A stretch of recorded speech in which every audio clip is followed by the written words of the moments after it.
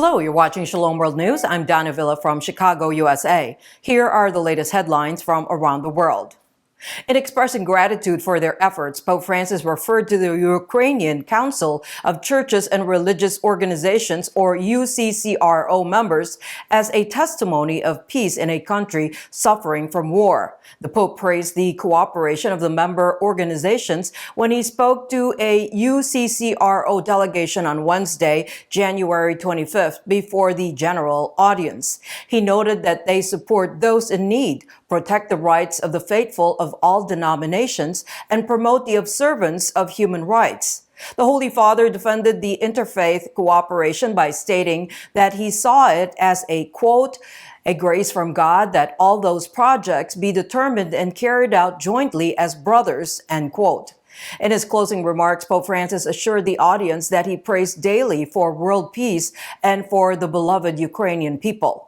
Meanwhile, the Central European University, or CEU, has established an invisible university for Ukraine in Budapest, Hungary, in response to Russia's ongoing invasion. Students displaced by the civil war in Ukraine can study in person at the campus of the CEU in Budapest.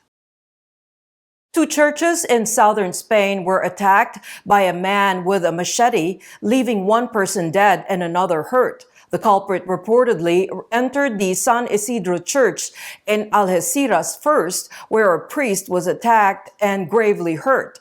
The suspected assailant then proceeded to another church, the Church of the Nuestra Señora de la Palma, where a caretaker was fatally stabbed. Shortly after, the suspect was taken into custody after being disarmed. The incident is being investigated as having ties to terrorism.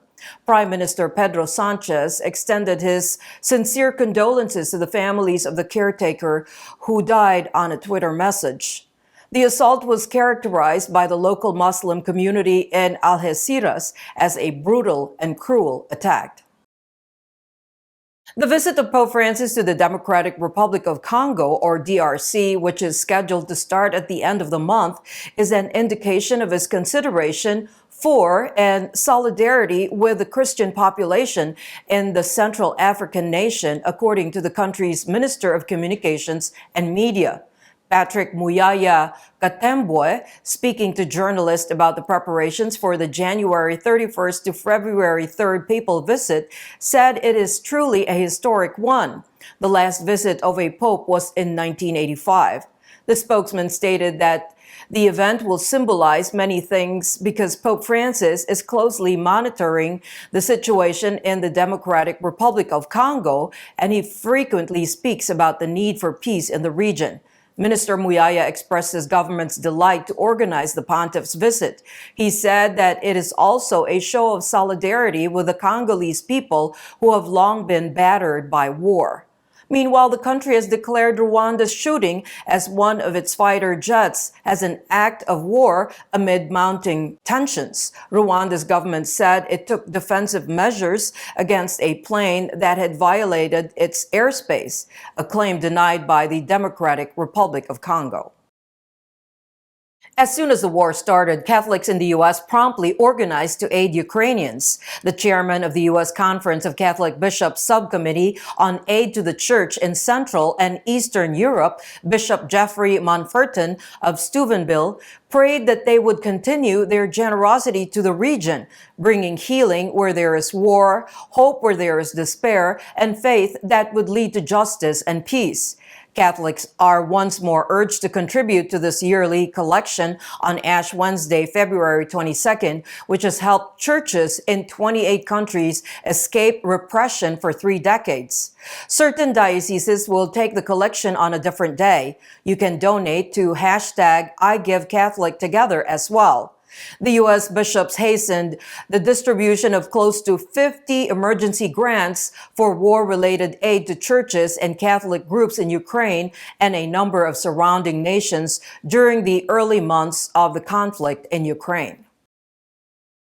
Pope Francis has conveyed his deep sorrow over the horrible shootings that took place over Lunar New Year holiday in Monterey Park, California, which left 11 people dead. The message from the Holy Father was sent on Wednesday in a telegram to Archbishop Jose Gomez, on his behalf by Cardinal Pietro Parolin, the Vatican Secretary of State. He expressed in it his great sadness in learning of the shooting that occurred in the U.S. On Saturday, while celebrating the Lunar New Year, a shooter in California opened fire inside the Star Ballroom Dance Studio in Monterey Park, killing 11 and injuring 9 individuals. The shooting suspect's motivation is unknown. Monterey Park is where most of the Asian population reside. The Canadian government's recent announcement of peace talks in the region has been greeted favorably by religious leaders in 2 regions of Cameroon. On Friday, January 20, some separatist forces in Cameroon's war-torn northwestern and southwestern regions have decided to negotiate, according to a statement from Canada's Foreign Minister Melanie Joly. Religious leaders from many faith traditions have issued a statement thanking God for the declaration, urging an end to violence and requesting prayers for peace from followers of all faiths. The English-speaking parts of Cameroon is the focus of the country's war, which began in 2017. Many English speakers believe that the Francophone majority has sidelined them, and the English-speaking militias have been fighting government forces in an effort to establish the breakaway state of Ambazonia. According to the Canadian government, the conflict has caused approximately 800,000 individuals to be relocated and 600,000 children do not have full access to education. The International Crisis Group reported that there have been at least 6,000 deaths from the conflict. Following a recent Food and Drug Administration rule change that expands access to the abortion pills, South Dakota Governor Kristi Noem announced on Tuesday, January 24th, that the state will prosecute pharmacists who dispense abortion-inducing pills. The announcement was made in conjunction with the state's Republican Attorney General. Drugs that induce abortion are subject to felony prosecution, according to a letter sent to South Dakota pharmacists by the state's Republican Governor and Attorney General, Marty Jackley. The state forbids abortions other than those performed to save the life of a pregnant woman.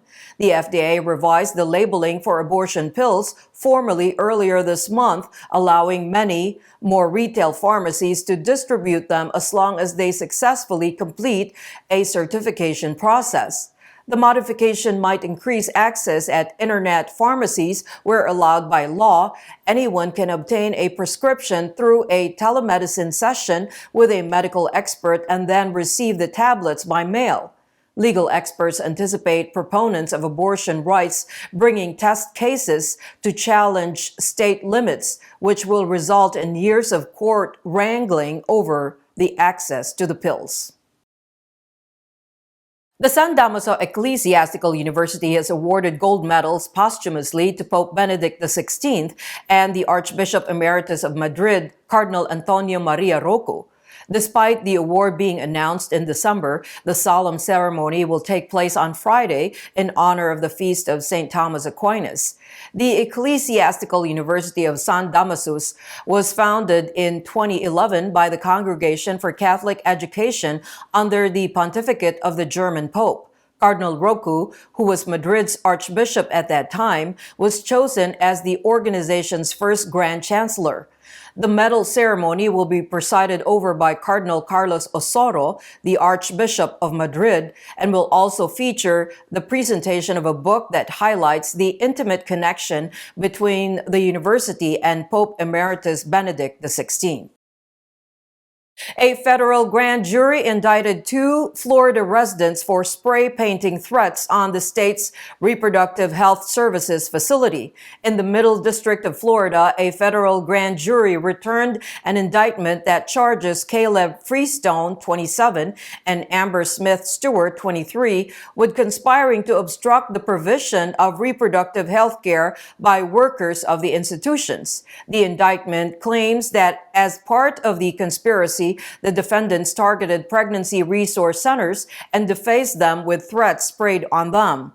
The indictment further claims that Freestone and Smith Stewart purposely damaged and destroyed the clinic's property because the facility offers reproductive health services, which is a violation of the Freedom of Access to Clinic Entrances Act of 1994. The individuals could each receive up to 12 years in jail, 3 years of supervised release, and fines up to $350,000 if found guilty of the crimes. The FACE Act prohibits the use of physical force, threat of physical force, or physical obstruction to intentionally injure, intimidate, interfere with, or attempt to injure, intimidate, or interfere with any person who is obtaining an abortion. The Florida Department of Education has implemented a new regulation requiring school librarians and teachers who have classroom libraries to complete training to ensure that their libraries are free of sexually explicit materials and books that promote narratives on race that the state finds troubling. A new regulation that instructs school districts to make sure all school librarians and media specialists employed by the district have completed the online training entitled Library Media Training was passed by the Florida State Board of Education on Wednesday, January 25th.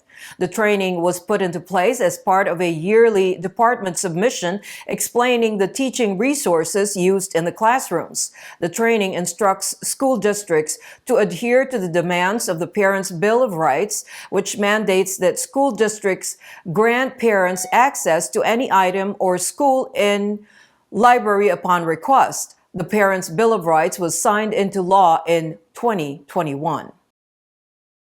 According to a recent study, parents are finding it difficult to raise kids in the epidemic era among concerns of a mental health crisis. According to research released on Tuesday, January 24th by the Pew Research Center, 4 out of 10 parents of children under the age of 18 indicated that they are very concerned about anxiety or depression.